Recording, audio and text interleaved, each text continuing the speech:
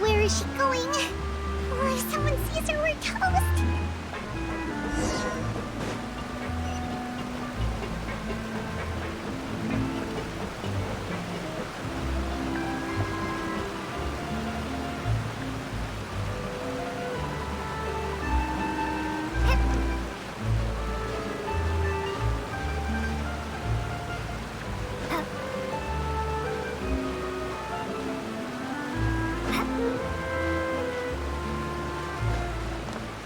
Oh, look!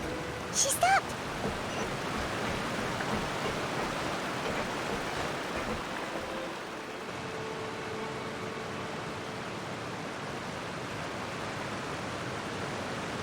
Clearly! Shh! I opened the window while no one was looking. Look how pretty the outside is. If only I could have more than this. You probably think I'm being silly, huh? All this hopeless resisting.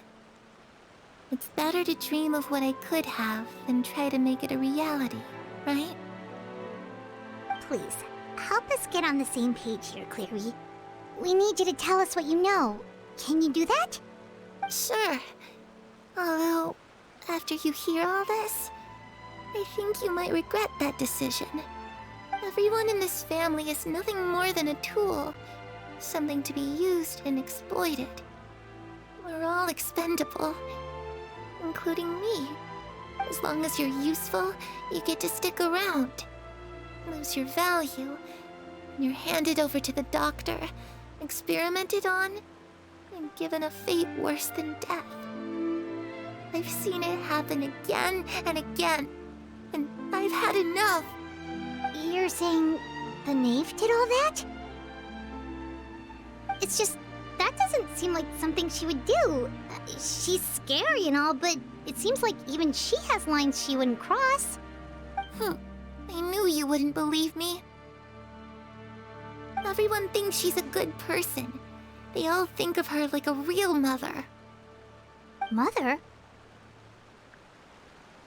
But she doesn't deserve that title. She's disgraced it and tarnished it. And if I had things my way, I'd never see her again. If only Perry were here, she'd understand. Perry? There's that name again. Also, Paimon's getting a strange feeling.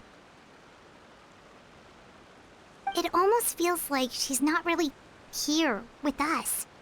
Paimon can't tell if she's actually talking to us or if she's mistaken us for someone else. Well, in any case, it seems like she really needs someone to talk to. We should keep her company for a little longer. She looks so young. But it seems like she's been through a lot. It's getting windy. I should close the window. Ooh, look at the moon. Isn't it pretty? Hey, wanna hear a secret? I heard that if you look up at the night sky in Snezhnaya, you can see the aurora. It's supposed to be super pretty. Even prettier than the moon tonight. Perry and I promised each other that once we're older, we're gonna go see it together. But I can't find her. I'm worried she's also been... No, that wouldn't happen to her. She's special. Mother likes her a lot. We should really go talk to Mother, but we just fought. She doesn't want to see me, and I'm too scared to face her. What should I do?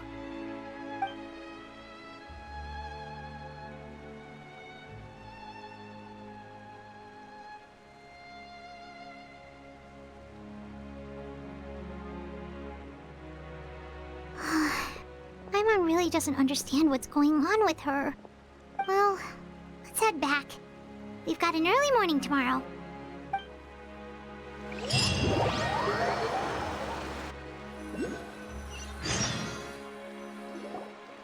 All right, looks like we're all here. Let's go ahead with the plan. Oh? What is it? What makes you ask that? Well, we kind Clairvy last night, and that's what she told us. We met the doctor back in Sumeru. He's super dangerous, and he's done all sorts of bad things.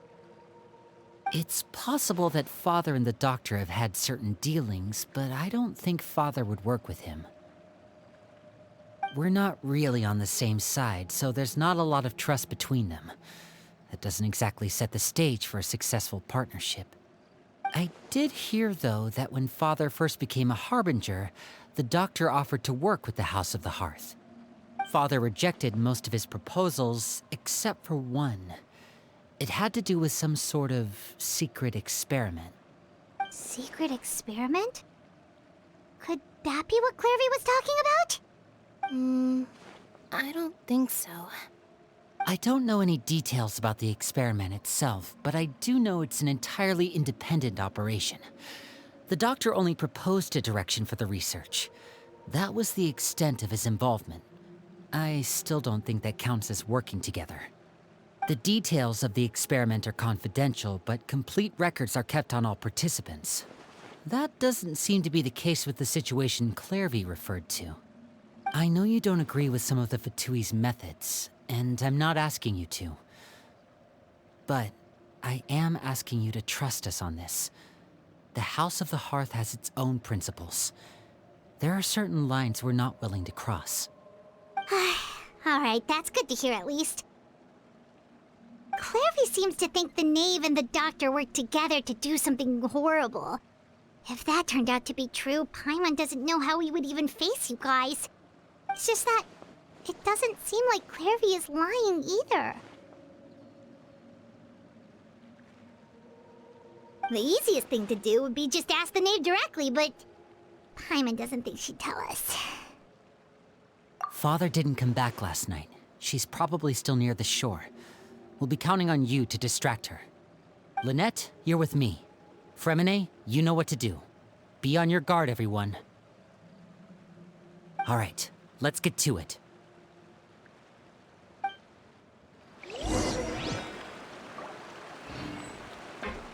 Where are we going today? Let's try somewhere further away this time.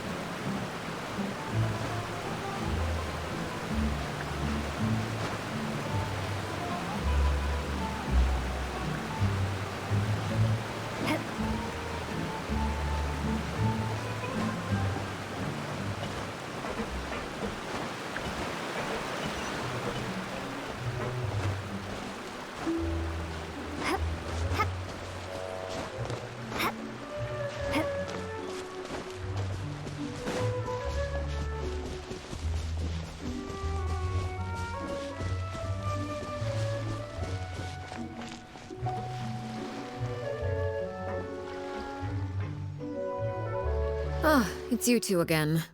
I must say, you look a bit pale. Did you have trouble sleeping last night? A little. Perhaps if you had less on your mind, you'd be able to absolve yourself of such troubles. So what are you planning to do now?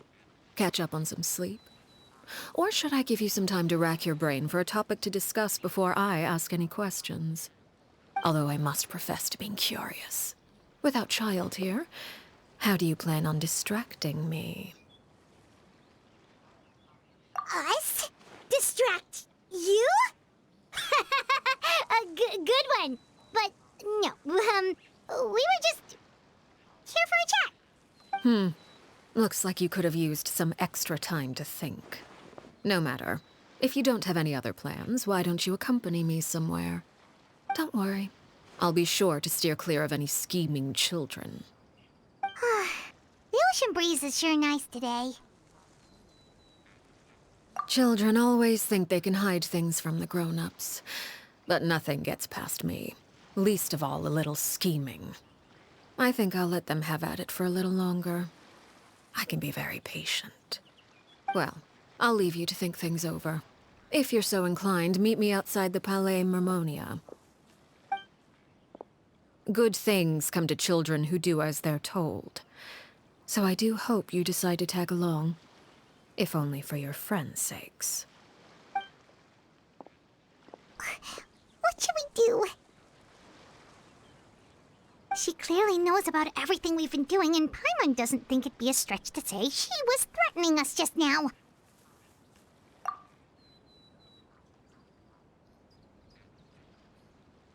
Oh, good idea. Hopefully he sees it in time. Well, we should probably head to the Palais Mermonia. Paimon doesn't want to find out what happens if we don't show up. Based on what the knave was saying just now, it sure didn't seem like it'd be anything good. Okay, then we probably shouldn't keep her waiting. It seems like Linny and the others are on thin ice, so let's do our best to not get them in any more trouble.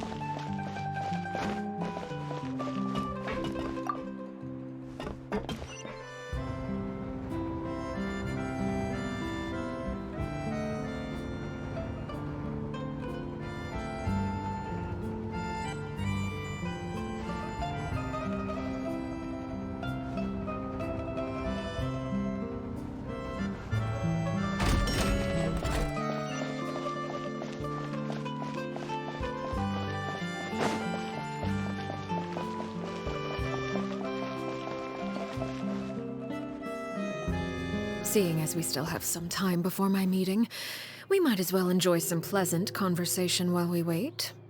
I'm glad to see you get along with my children. Being surrounded by good companions is necessary for a child's development. You're not planning on doing anything to them, are you?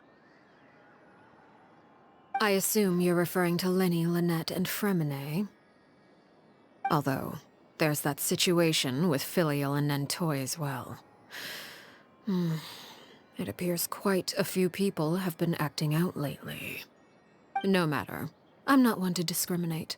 All those who betray the house meet the same fate. There are no exceptions. Does that mean you're going to kill them? Oh, are you here to beg for their lives? I'm sorry to disappoint, but the rules of the house change for no one. In my organization, everyone is responsible for their own actions. But don't you care about them at all? They really respect you. They even call you father. You must feel something for them. Any organization in which feelings come before principles is one destined for ruin. The House of the Hearth is hardly an exception. You could say our principles are more stringent than most. Perhaps I can offer you this consolation at least.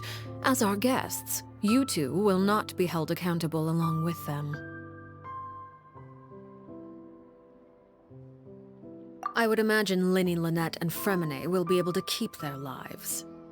As for Filial, Nentoy, and the others, I'm afraid there's little I can do. They can try to escape, but once you know our secrets, there's no getting out alive. But that's awful. Ah, you seem concerned. Out of consideration for my guests, I suppose I could turn a blind eye for a little longer. If Linny and the others manage to dispose of Clairvy in the meantime, all evidence of their wrongdoing will be lost. In that case, I could hardly punish them for something I couldn't prove. If their efforts are unsuccessful, on the other hand, all will be held accountable, and the punishment will be severe. Of course. Oh, and here, I believe this belongs to you. Do try and keep better track of it next time. It takes a considerable amount of time to train a bird like this. It would be such a pity if you were to lose it. Permanently. Wait, where did you get that? Well, I'm afraid that's all the time we have to chat. Now, for the matter at hand. I asked you to meet me here because I have business at the Palais Mermonia. It has nothing to do with you, but I think it would be prudent for you to stick by my side for the time being.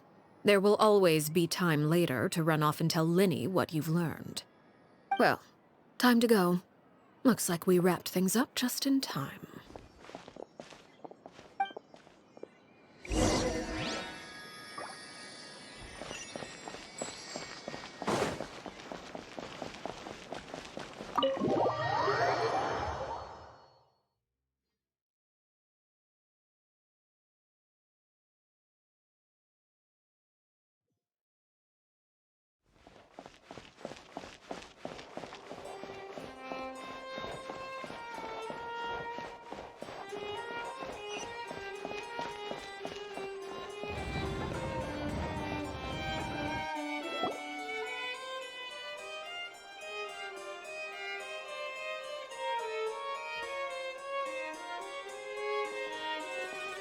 It's been a while, Monsieur Neuvillette. I must say, I wasn't expecting my meeting request to be approved quite so quickly. The Palais Mermonia operates with an efficiency worthy of admiration. It is only right that an esteemed diplomat such as yourself should be afforded the proper level of respect. Although, if I may speak plainly, I must confess that I did not anticipate we would have the occasion to meet again after presenting you with the Gnosis. I see you brought the Traveler and Paimon with you as well. If I may inquire as to the purpose of your visit. I'll be departing Fontaine shortly. There is, however, an outstanding matter that I would like to see resolved before I go. It requires a rather lengthy explanation, I'm afraid. So I took the liberty of explaining everything in this proposal. Please review it at your leisure, Monsieur Neuvillette.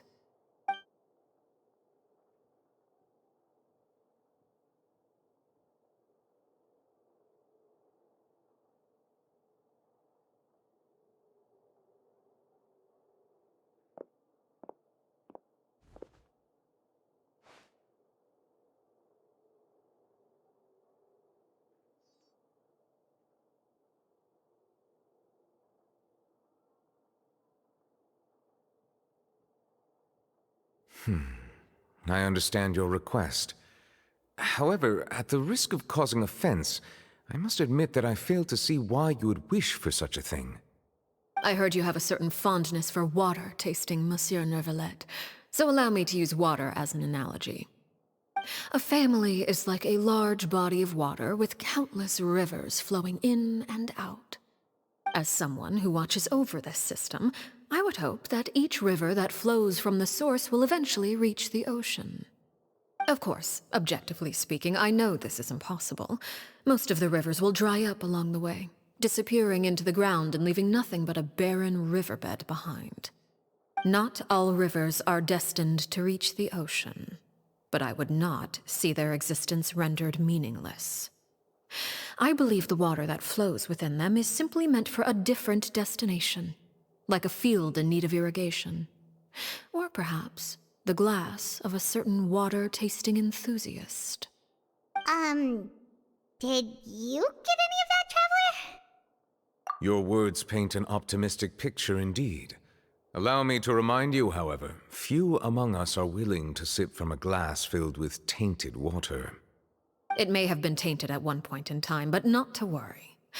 I'll make sure it's strained of all impurities and returned to its cleanest form.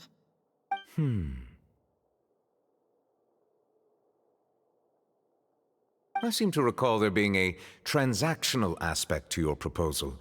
Perhaps you could expound on that? If you accept my proposal, Monsieur Neuvillette, I will gradually withdraw my forces from Fontaine. And, unless absolutely necessary, I will no longer carry out any special missions within Fontaine. I presume I can take your words to mean that, in the future, cases similar to the Tartuffe assassination will cease to cross my desk? Tartuffe? Ah, that thief who embezzled funds from all those charities, you mean? My deepest condolences to his family, but without any evidence, I cannot imagine how the House of the Hearth might have been involved in his passing. Of course, if you accept my proposal, Monsieur Neuvillette, I'm sure certain measures could be taken to reduce the frequency of such troubles. You choose your words carefully indeed. In that case, I am inclined to accept your proposal. My thanks for your generosity, Monsieur Neuvillette. Well, with that settled, we should be going now. I took the liberty of bringing along 2 bottles of spring water from Snezhnaya for you to enjoy. I do hope I get the chance to hear your impressions. Perhaps at our next meeting, yes? Indeed.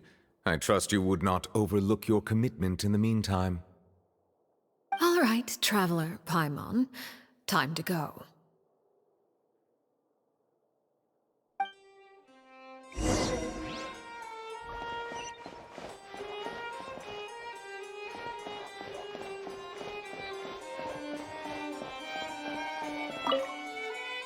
I believe I've told you before that my emotions easily resonate with those of others. Yet in the few meetings I've had with that Harbinger, I haven't been able to sense any aspect of her emotional state.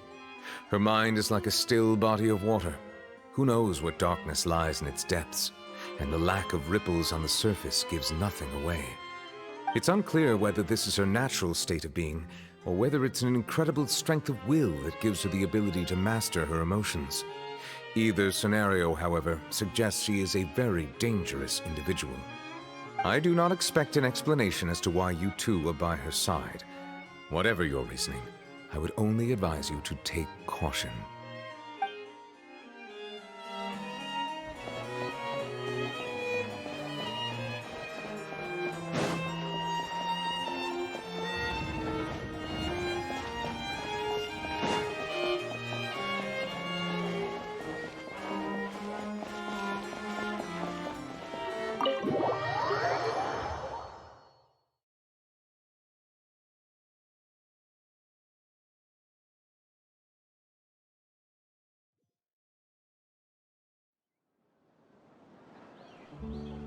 So, what exactly were you talking about back there?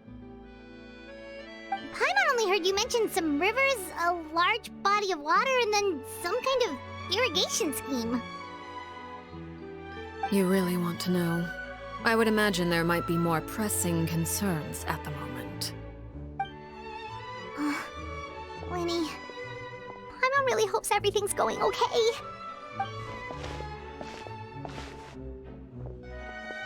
Oh, Paimon recognizes that look. You've got your thinking cap on, don't you, Traveler?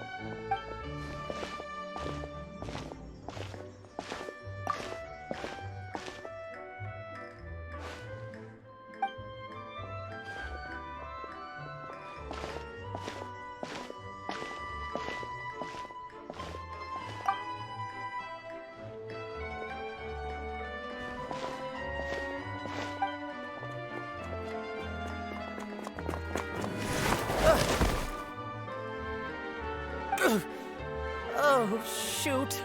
Are you alright? Oh, jeez. I'm so sorry. I was so focused on selling these papers, I wasn't looking where I was going. Well, let me make it up to you at least. Here, take this paper. On the house.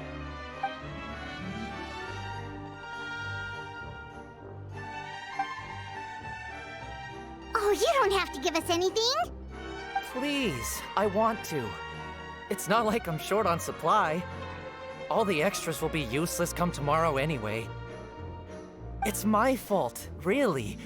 I was just trying to bring home some extra mora for the family, but I bit off more than I can chew. I haven't had many takers today, so I'm still swimming in papers. What's going on here? Nothing much. I just ran into your friend here on accident. I should probably get going, actually, so... Hold on. Of course, I'm happy to compensate you with mora, it's just... I don't have any on me at the moment. I'll take 3 papers. Here. Your payment. Oh! Thank you for your patronage. May the Archons bless you with good fortune. If only I had the chance to run into such generous customers every day. I should probably just take on a smaller inventory though, right? I'm getting married soon, so sometimes it's hard to not get ahead of myself. Anyway, I should head out. Goodbye! Well, now that my affairs are settled, we should take the boat back to Poisson. We've even acquired some light reading to enjoy along the way. Actually, why don't we stick around for a little longer? Paimon just realized how hungry she is. She can't head back to Poisson on an empty stomach.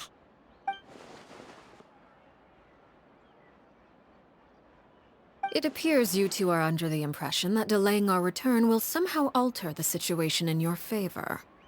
I'm sorry to ruin your fantasy, but your efforts are meaningless. That being said, I could be persuaded to give Linny some extra time. I just have one condition. If you agree to my request, I'll even answer some of your questions. You're quite curious about Clairvy, are you not? And my relationship to her. Wait, why are you being so generous all of a sudden? You're not gonna ask us to do something bad, are you? You overestimate yourself. You don't have the talent for bad things. Then what can you possibly... The most important consideration in a negotiation is that both sides receive something they want. Demands and threats only get you so far. Wonderful. Here it is. When the time comes, make the choice that you deem most appropriate in the situation, and lend your help to the House of the Hearth. Okay, sounds normal enough. But what do you mean, when the time comes? When is that supposed to be? That is for you to decide. Then we have a deal. Follow me.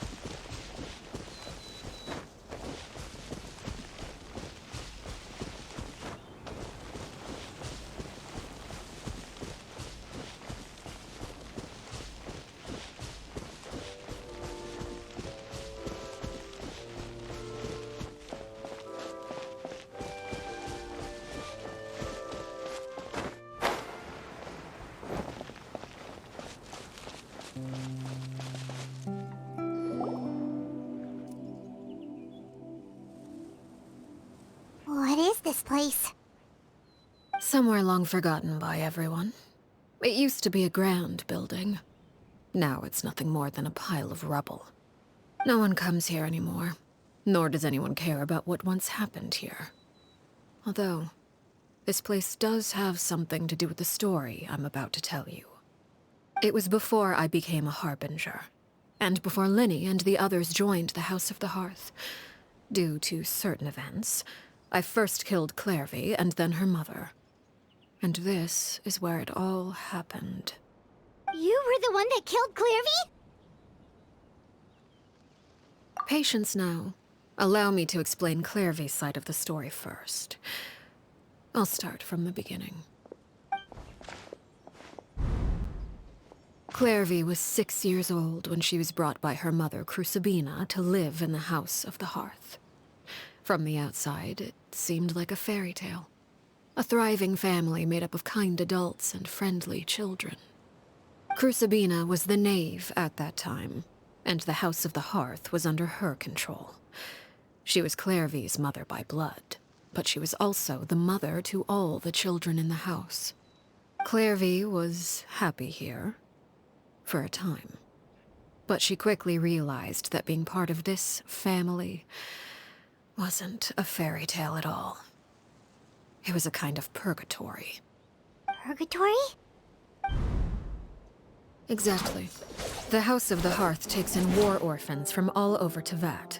But as for how to raise them, that depends entirely on the person in charge. Crucibina came up with a novel idea. She would teach the children to fight, force them to duel each other, and then crown as the king of the house the child who proved themselves most worthy of inheriting her title. It's difficult to estimate the number of children who died or were maimed in the process. There's little I can say about the ones who died.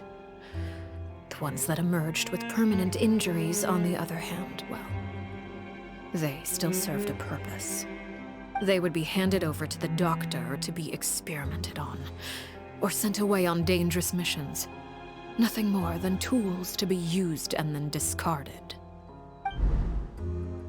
So those were the experiments Clairvy was talking about. But what actually happened to her? You said that Clairvy was Crucibina's daughter, so if Clairvy tried to convince her to stop what she was doing, Crucibina probably would have listened, right? Despite being Clairvy's mother, Crucibina cared little for her daughter. She forced Clairvy to join the House of the Hearth only as a means to demonstrate her own impartiality as a mother, to prove that she treated all her children equally. Clairvy did try to convince her mother to change her ways, but it was to no avail. After her efforts failed, the only other option was to rise up and try to fight back. Unfortunately, the other children had already been thoroughly indoctrinated into the illusion of happiness Crucibina had created. Of course, there was one exception. Someone Clairvy's age who knew the truth about the House of the Hearth. Her name was Peruere. Wait, the friend that Clairvy mentioned? Friend, huh? I suppose we can call her that for now. Clairvy was a cheerful and passionate person with a tenacious spirit. Peruere, on the other hand, was rather cold-blooded. Her cold-blooded nature allowed her to see through Crucibina's facade. Yet, it was also this cold-bloodedness that prevented her from acting against it. At least at first. While Clairvy longed for freedom, Peruere was convinced that, amid all the fighting and violence, she would make it until the end.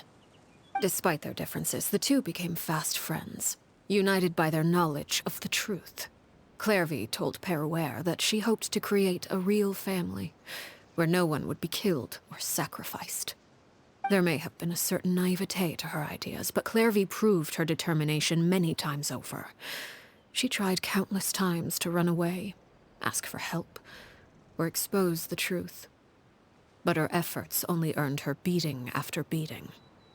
The only thing that kept her going was her strength of will. Even with her body racked with pain, she would still stand on her tiptoes and open the window at night. she and Peruere would look out at the moon together, a fierce longing for freedom shining in her eyes. But one day that light simply vanished. Oh no. What happened? Her hopelessness resulted from a culmination of things. 10 years had passed. 10 years worth of failure after failure. She and Peruere weren't children anymore, but finding any chance to escape still seemed as hopeless as ever.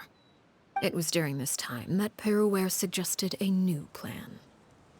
If escaping was out of the question, why not take down the very person sitting on top of this throne of lies? Mother herself. Clairvy rejected that proposal. She claimed that, as a famous harbinger, Crucibina possessed an unimaginable amount of power. Trying to kill her would have an incredibly low chance of success. Clairvy never gave another reason, but Peruere could see it written all over her face. Clairvy still thought of Crucibina as her mother. Killing her own flesh and blood was a line she couldn't bring herself to cross. If she couldn't escape and fight back, then only one option remained. Precisely. Death was the only way that she felt she could be free. It happened during a duel. When she arrived at the dueling ring that day, her partner turned out to be none other than Peruere, the very person that had stood by her side all those years. It was a fierce battle, but ultimately, Clairvy decided to let Peruere end her life.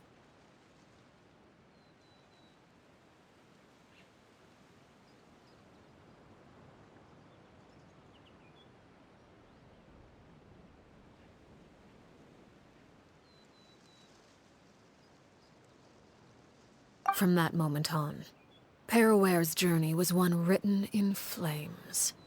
When the rain finally came and washed it all away, there she stood, the sole victor in Mother's endless game of slaughter. A trail of corpses strewn across her path to success. It was the very result she had predicted 10 years prior. Even then, she believed she would make it until the end. She wasn't surprised by the fact that she emerged as Mother's undisputed heir. Rather, her success left her with an inexplicable sense of restlessness. She was unsettled, and there was only one thing that could quell that sensation. Perhaps you two would like to take a guess as to what it was? Crucibina, you mean? But... Correct. This is the place where Peruere killed her best friend. A mere year later, this is also the place where she fought tooth and nail to kill the mother they shared. The moment she acted, any conception of what was right or wrong ceased to matter. It's one of the principles of the house. Only those who survive get to write the rules. Peruere won the battle, and became a harbinger herself. After which Her Majesty, the Tsaritsa, bestowed upon her a new name. Arlechinno. So the Perry Clairvy was talking about... It was you all along.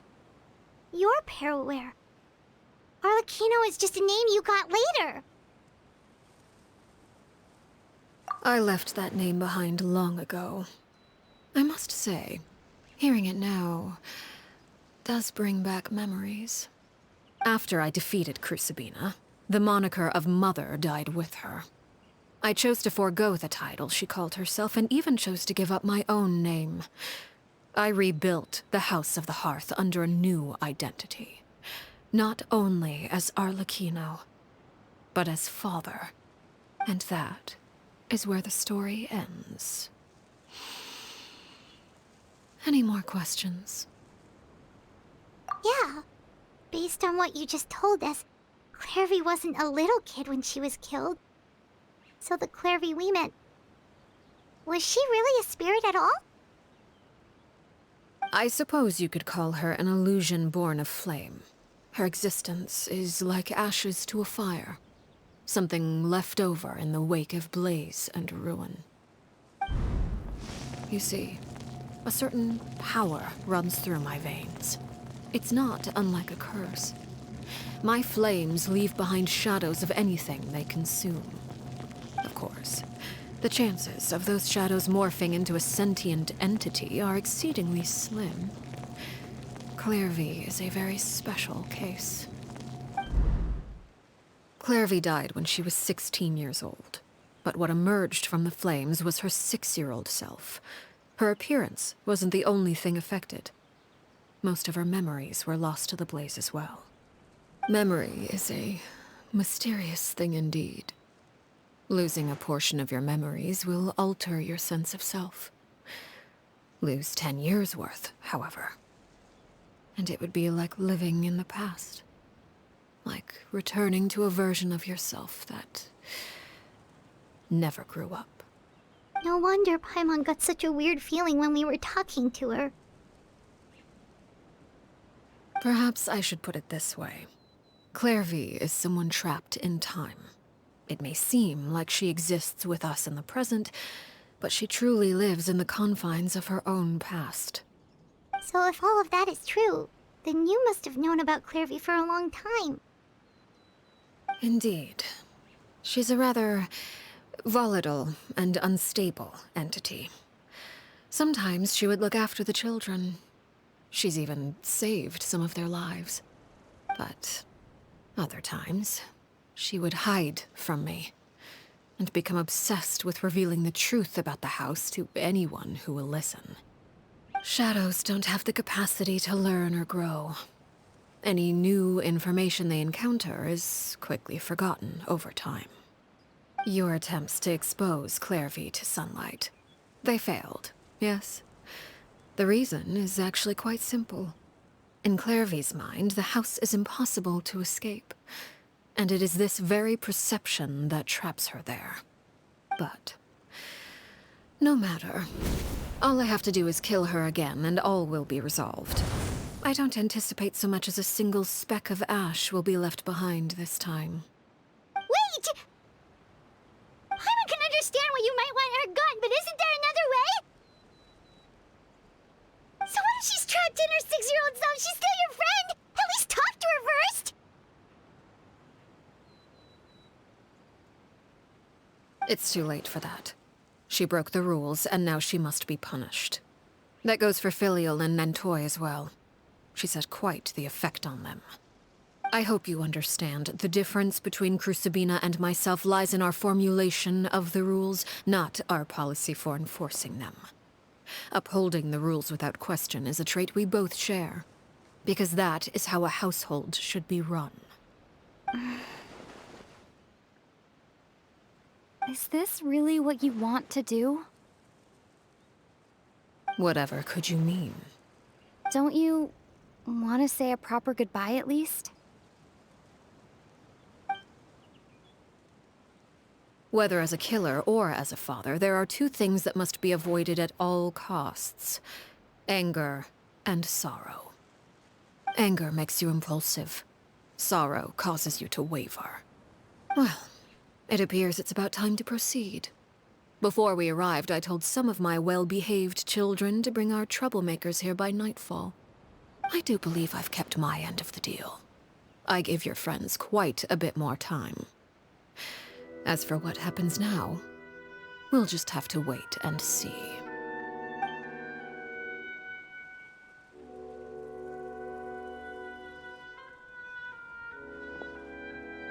Here they are, Father. You gonna execute him? Seeing something like that would actually be a first for me. Lenny! I'm sorry. I heard about how you helped buy us more time. But I still failed. I couldn't find a way to fulfill her wish. Huh? Are you... Perry? Indeed, it's been a while, Clairvy. Perry!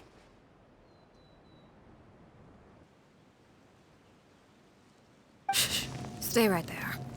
I'm sorry to postpone our reunion, but first, I believe certain scores need settling.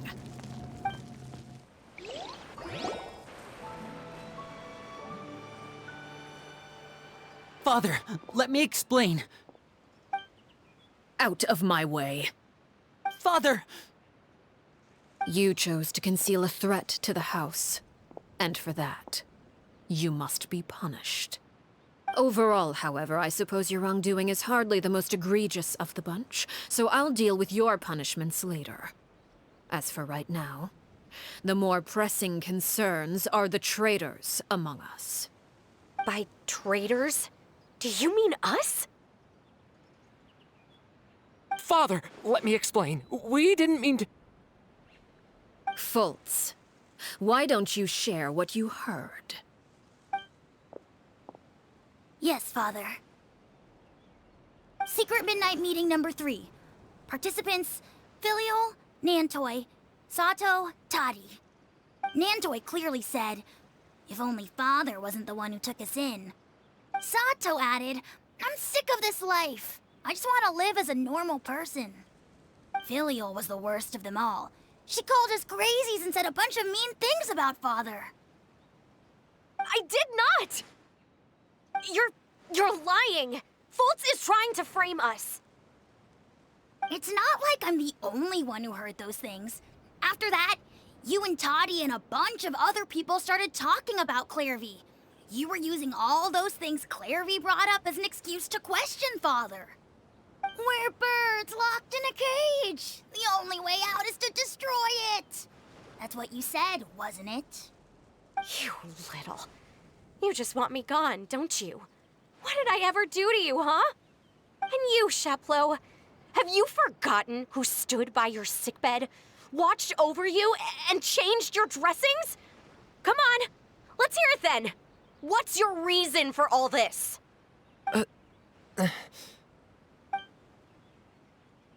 You're wrong, Filial. We don't want you to die. You're our family. Liar. You wouldn't be doing this if that were the case. So why? Why have you backed us into a corner? We all live in the House of the Hearth. You know the type of work we do, Filial. A single betrayal can cost dozens of us our lives. It's not like it's never happened before. That kind of thing is hard to forget. That's why the House of the Hearth cannot tolerate any form of betrayal. Ever since we came to Poisson, you've had 7 secret meetings. A lot of the things you talked about really crossed the line. You've been spying on us for half a month? Wait a second. Now that I think about it, the move to Poisson was just a way to make it easier to spy on us, wasn't it? Because we were all in one place. You've had this planned all along.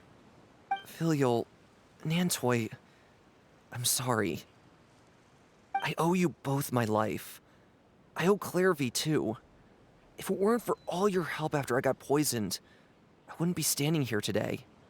If this were any other situation, I would do anything to repay that kindness, even if it cost me my life. But rules are rules.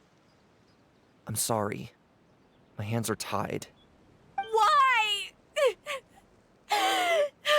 Why? That's enough, Filial. We made a mistake, and we should own up to it. We broke the rules, plain and simple. And now we have to face the consequences. I'm sorry, Sheplo. Fultz. I'm sorry, Father. We accept our punishment. Chapleau, according to the rules of the House of the Hearth, how should these traitors be punished? All those who betray the house pay with their lives. And so it shall be.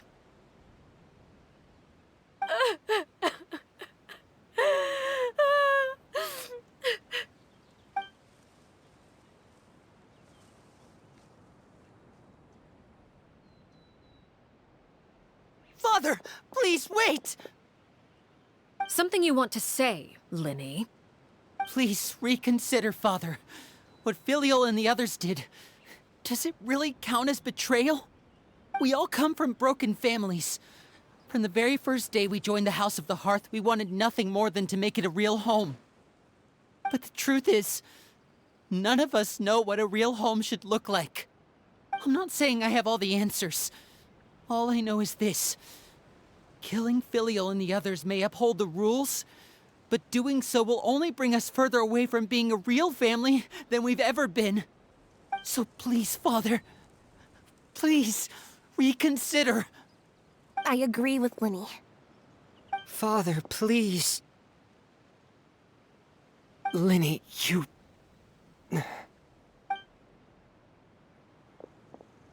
I also agree with Linny.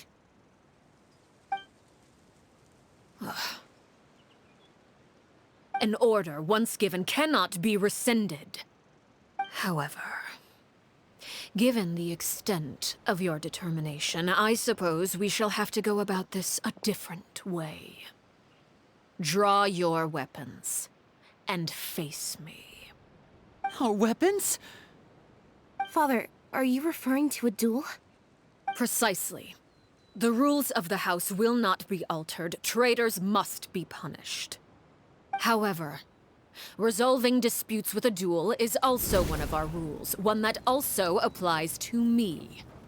Demonstrate a sufficient showing of strength, and I shall offer a concession. Wait. Beat Father in a duel? Impossible. Father is way too strong, even for Lenny.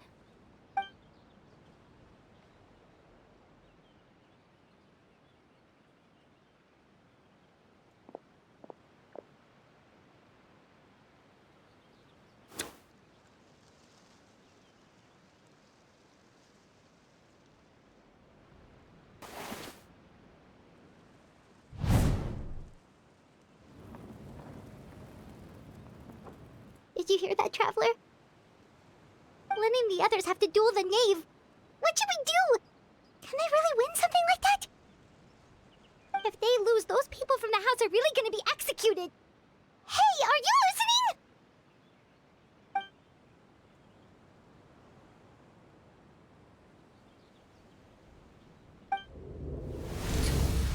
Don't you want to say a proper goodbye at least? Anger makes you impulsive. Sorrow causes you to waver.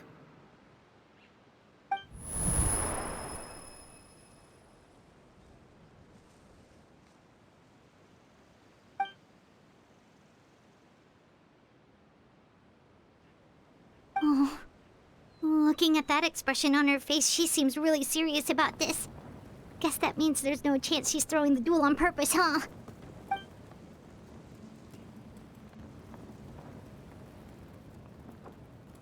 When guests are around, families are often on their best behavior.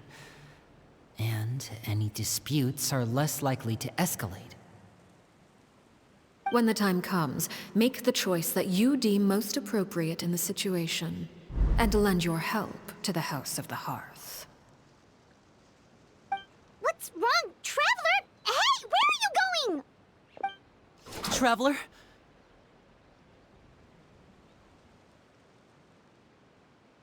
You're asking to join the duel against the knave?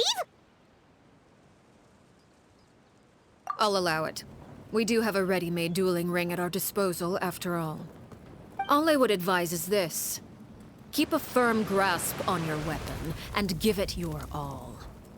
Any less, and you may just lose your life.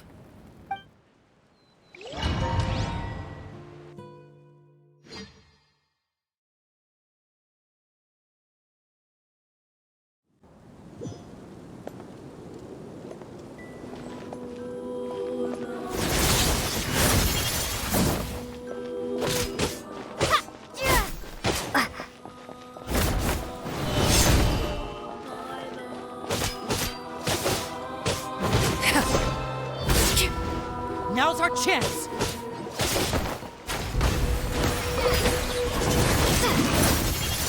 Is it my turn now? With these rising flames!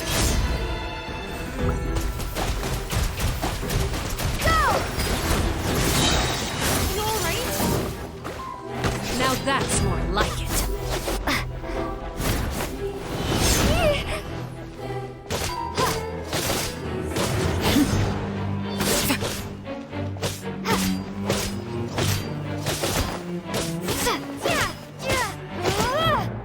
I really have to draw my blade.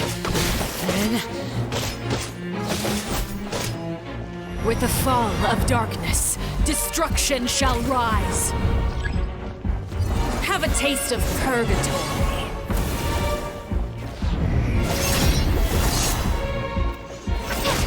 Now's our chance!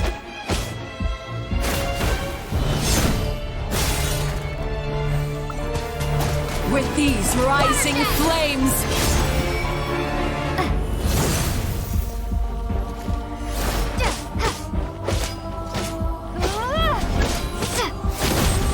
Father's even stronger than I expected.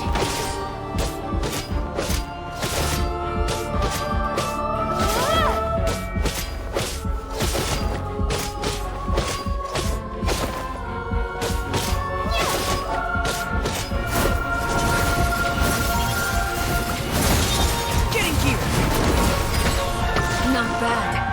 You've proven to be a worthy opponent after all.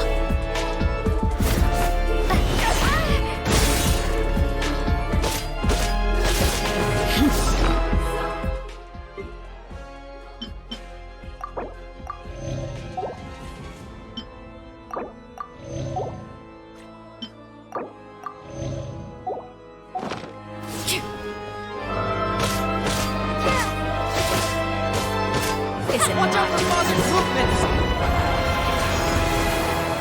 Spare your energy. Running is of little use.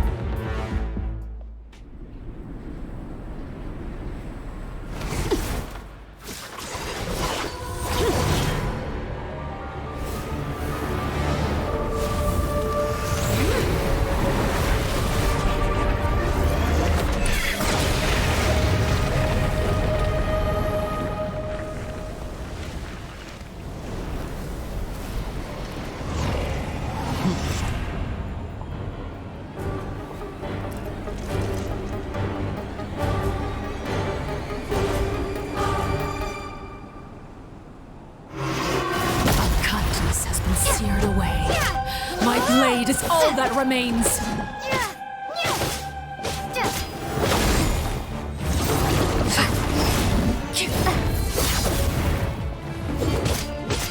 Watch out for Father's movement!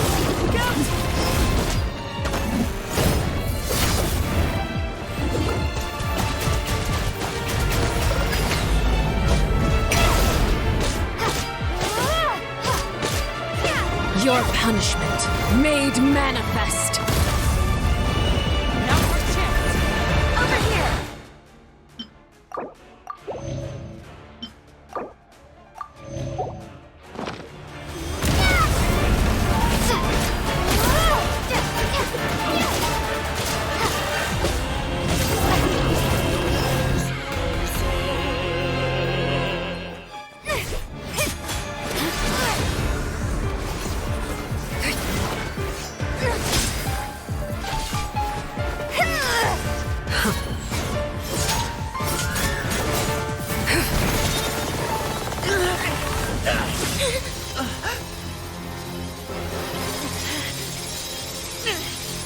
You should know better than to crowd in one place.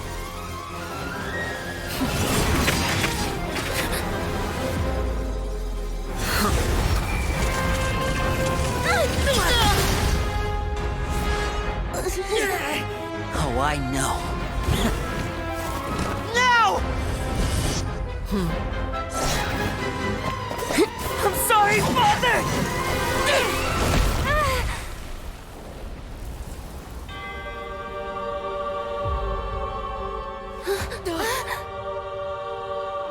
Sorry for what? This pitiful excuse for an attack.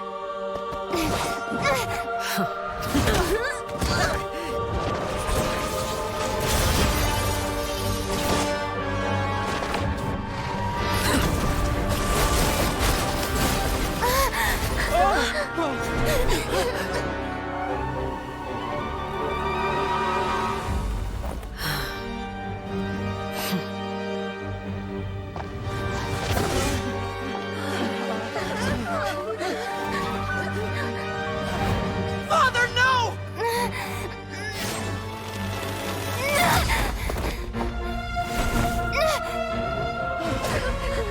Made it out, did you? You're stronger than I expected.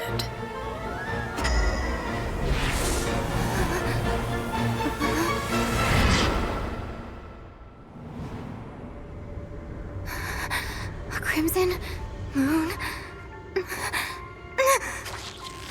I can't move.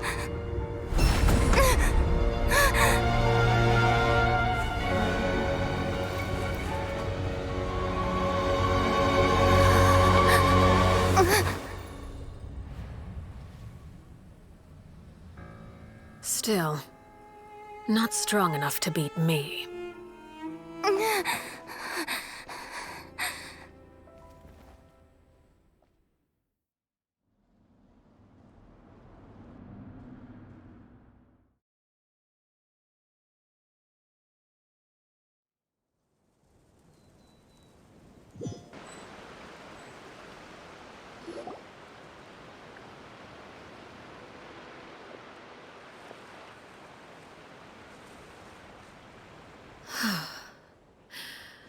I believe we can end things here.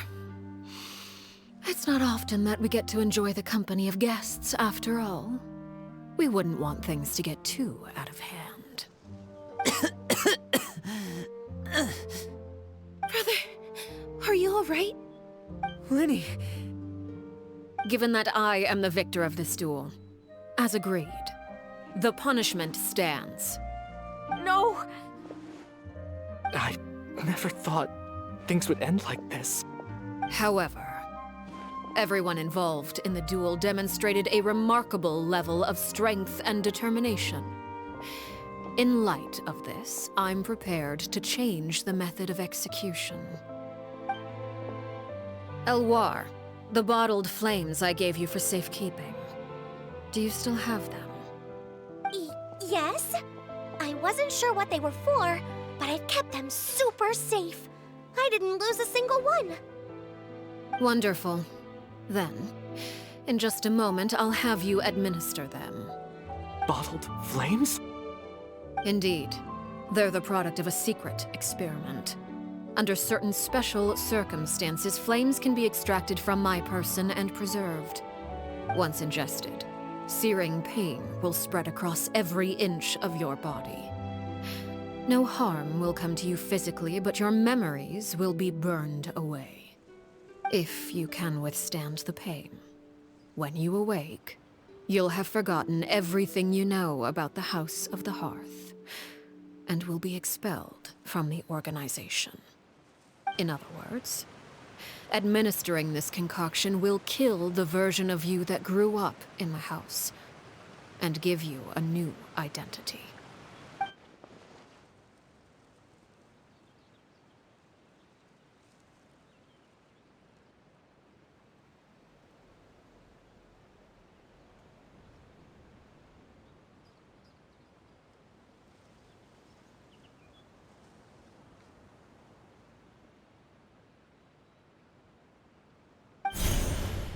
Memory is a mysterious thing indeed. Losing a portion of your memories will alter your sense of self.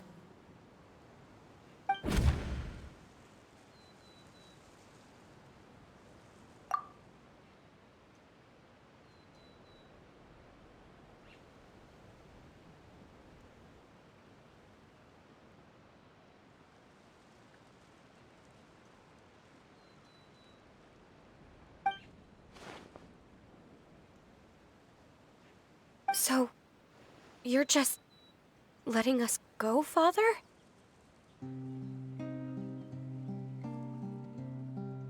You misunderstand. Memories are extremely important. Once consumed by flame, the version of you standing before me will die, and our secrets will die with you. So no, I don't intend to just let you go. because the person who survives will be nothing but a stranger. Even so, I won't have to live in fear anymore. I'm sorry, Father. I'm sorry I let you down. But I really... Don't cry, Filial. You haven't left the house yet, so there are still rules to be followed, yes. Remember what I taught you. Anger makes you impulsive, sorrow causes you to waver. Don't let yourself be controlled by your emotions. Of course. I'll remember. Dry your tears, and go pursue the life you really want. Yes, Father. Chaplot, Foltz, Elwar. Take them back to Poisson. And bring Linny and the others as well. I prepared 3 extra vials of bottled flames. As for whether to take them, the choice is yours. Goodbye, children. The next time we meet, I will no longer be your father. Thank you for all you've done for the house. I hope you have bright futures ahead of you.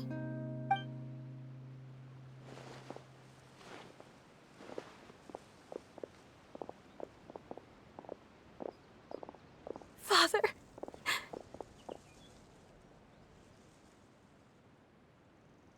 Let's go.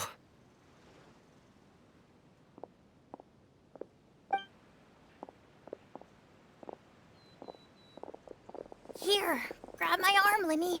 I'll help you walk back. Thank you.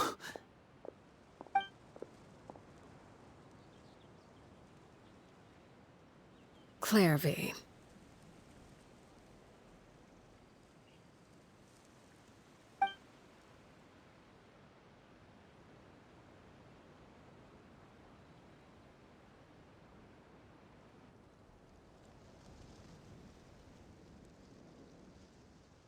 Can we talk now? I've been waiting for a super long time. You really are Perry, aren't you? I haven't seen you in so long. How come you're all grown up? Wait, did I somehow travel to the future on accident? Or am I dreaming? What a long dream. Neither. You died, Clairvy. That's what happened. You could have at least sugarcoated it a little. Look, she's done speechless. Oh. Okay then. Huh? That's it? You accepted it just like that? Yep. If that's what Perry says happened, then I believe her. Perry wouldn't lie to me. Plus, I don't really need to know why I'm like this. I'm more curious about what happens in the future. If you're a harbinger now, Perry, that means Mother is gone, isn't she? Can you tell me about it? I want to know what happened to her. And to me. You never stopped trying to defy fate. At first, no one believed you. You could only vent your frustrations to the moon. In fact, you often sought comfort in the night sky. You wanted to see the aurora, so one night we promised each other we would go to Snezhnaya to see it together. Later on, you tried to run away, but you were brought back each time. Mother spared your life, but it wasn't out of kindness. Instead, she decided to make an example of you by slowly torturing you over time. That way, the other children would know what happens to traitors. Still, you never gave up. Mother hoped that through ruthless duel after ruthless duel, she would be able to crown an ultimate victor among the children she raised. But you called on everyone to unite, to fight to a draw in order to reduce casualties. Your efforts may have only delayed the inevitable, but still. You gave them hope. You tried everything you could think of, but every attempt ended in failure. Still, you never turned your sword on Crucibina, and you never turned it on me. On that gloomy day, you told me, "For the last 16 years of my life, I've done everything I can to fight for freedom. But now, I realize that the only freedom I truly possess is the freedom to choose to die. I never imagined I would say something like that. I must have been feeling really worn down. But somehow, I still think I understand. According to Mother's plan, only one of us was going to make it until the end. And I always hoped that person would be you. If I could do it all over again, I still don't think I would make a different choice. Even when I first met you, I knew you'd be able to do what I couldn't. Is that so? Even now, I'm not sure I truly understand what kind of freedom you were trying to pursue. But as the head of the House of the Hearth, and as the children's father, I've tried to give them the most basic of freedoms. The freedom to choose their own fate. It's something I discussed with the Iudex of Fontaine. The children who want to leave the house will have their memories wiped clean of all secrets pertaining to the organization. In return, they will be allowed to live a normal life in Fontaine without being prosecuted for their past. Of course, I won't simply hand freedom to them on a silver platter. They have to fight for it and prove themselves worthy of it. Only freedom that is earned has true value. That's more than enough. That's exactly the kind of life I was fighting for. You know, Perry, I think you're a pretty amazing king, and a really great father, too. I'm really happy that you're the one who took over the house. Well, it just so happens that our dear guests over here have been to many nations and traveled to countless places. Perhaps they would be willing to tell you what the outside world is like.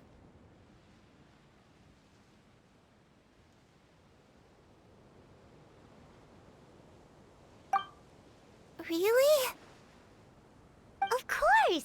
We've traveled all over the place. We've got so many stories, we could probably talk your ears off for 3 days straight!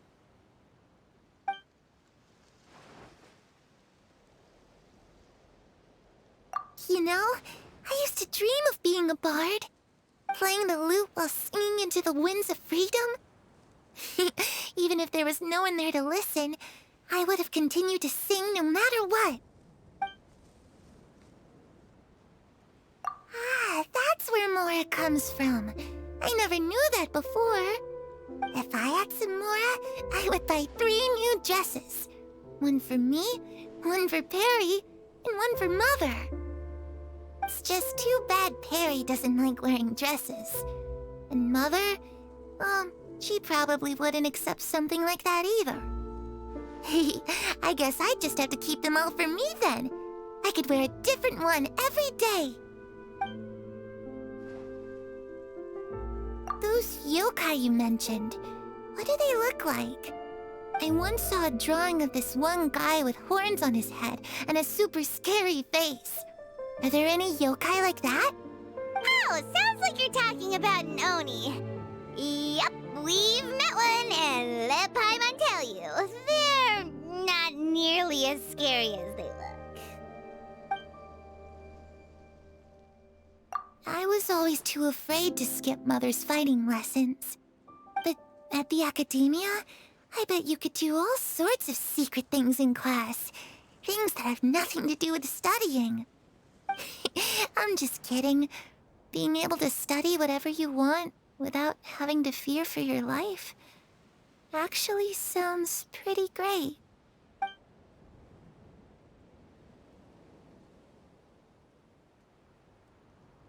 The situation was super dangerous. Lenny and Lynette were accused of committing a crime, and they were going to have to stand trial at the Opera Epicles. Oh no!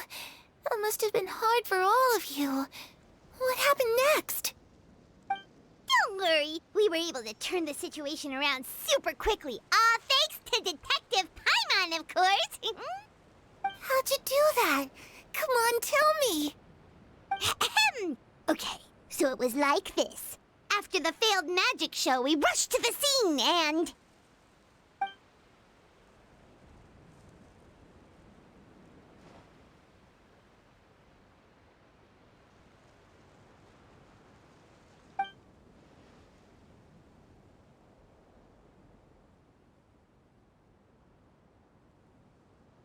Shadows don't have the capacity to learn or grow.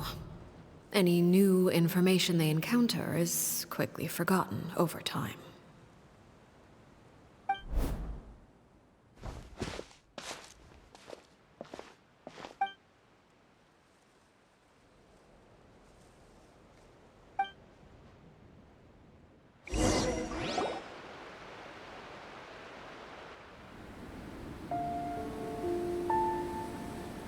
Clairvy, you've worked tirelessly from the shadows to overthrow the House of the Hearth.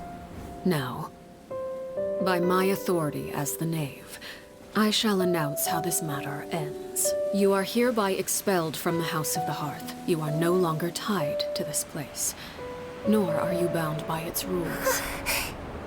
You're saying that I can finally leave? I get to experience the outside world as well? Oh, I almost forgot. There's no getting older for me. Still, seeing who you grew up to be makes me really happy, Parallel. Take care of yourself. Goodbye. May we meet again someday.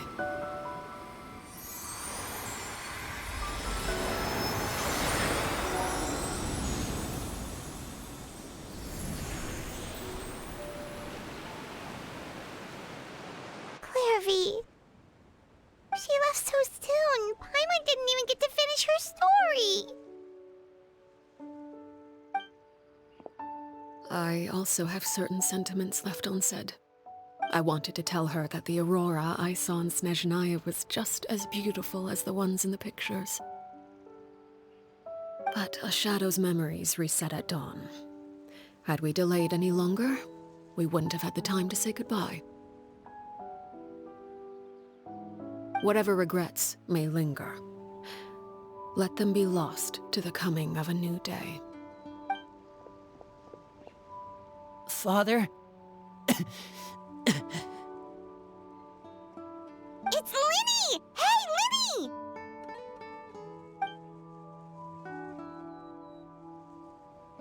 What is he doing back here? Let's go check it out.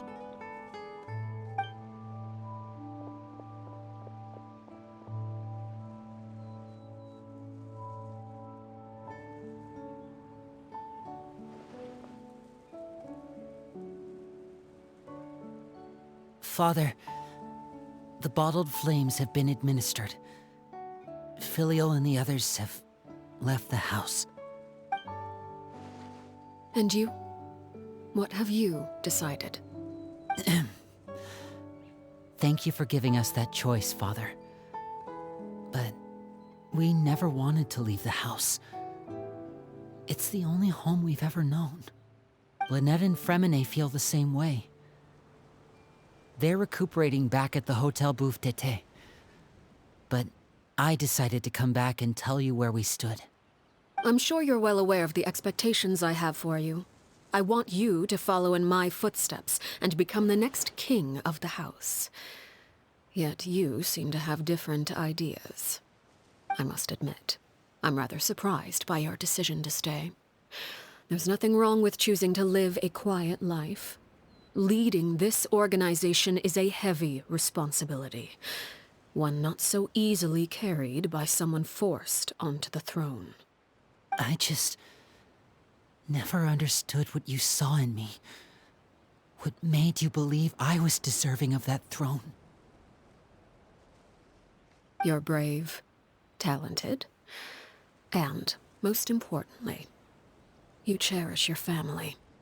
You would do anything to protect them, even if it costs you your life.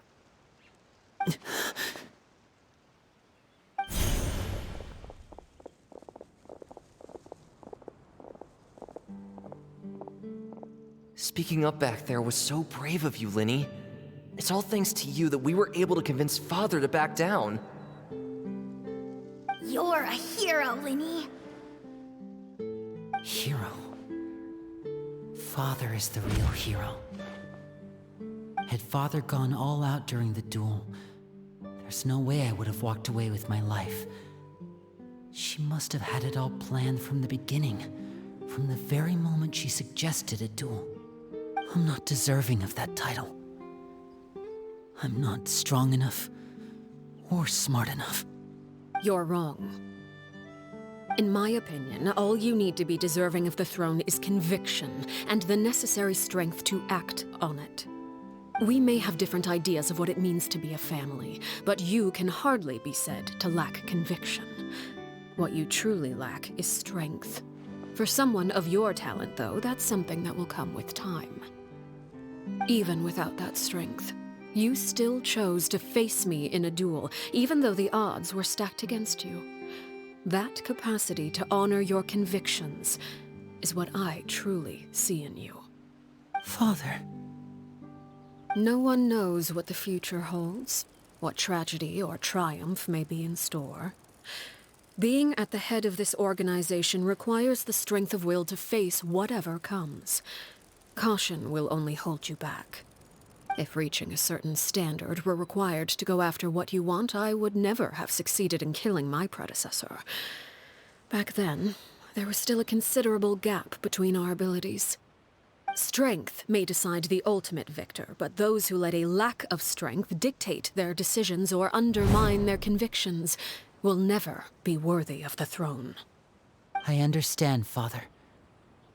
Thank you. Children must grow up to surpass their parents. Only then can a family continue to flourish. The road ahead is not an easy one, so I'll ask you one last time. Are you certain you want to stay? You've done so much for me, Father, and that kindness must be repaid. Plus, with Project Stuja at hand, there are many dangers ahead, and I, for one, don't intend to back down. Protecting my family at all costs. That's my conviction. Then you're welcome to stay. As for Project Stuja, you need not be too concerned. If those cowardly businessmen and heartless dignitaries try to take us down, I'm prepared to teach them a lesson. Having members who longed for the light was our organization's last weakness. With those members no longer among our ranks, the House of the Hearth is like a spider hiding in the shadows. We need only wait for our prey to come to us. At present, our imperative is to use their plan to our advantage. In doing so, a crimson moon shall rise amid the frigid blizzards of winter. No demonstration of loyalty shall go unrewarded, and no sacrifice shall be in vain. As for the two of you, whether we meet again as friend or foe, I'll remember the camaraderie we shared in this moment. No matter how arduous the journey ahead, I hope we both reach our desired destination.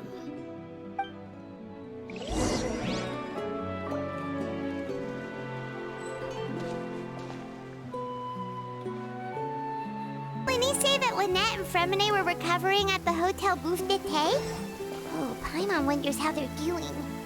Maybe we should go check on them.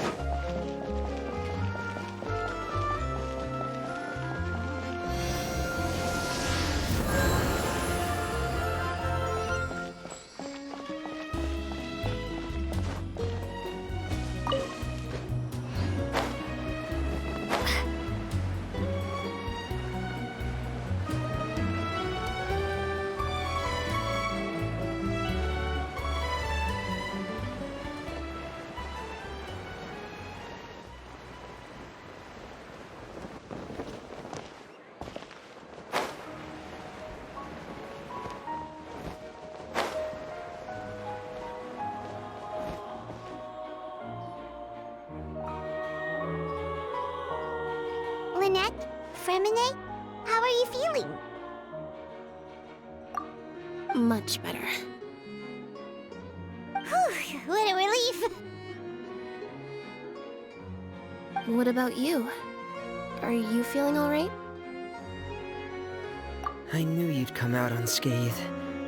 Us, on the other hand, well, we've been bedridden for 2 days. I couldn't even turn over. Oh, and I wanted to ask, is Clairvy gone? Linny and the other members have left Poisson and returned to the House of the Hearth. According to him, there haven't been any more sightings of a spirit roaming the house.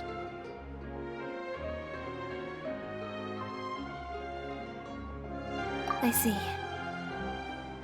I'm glad. Father came to check up on us 2 days ago and told us about what happened with Crusabina and Clairvy. Actually, I've met Crusabina before.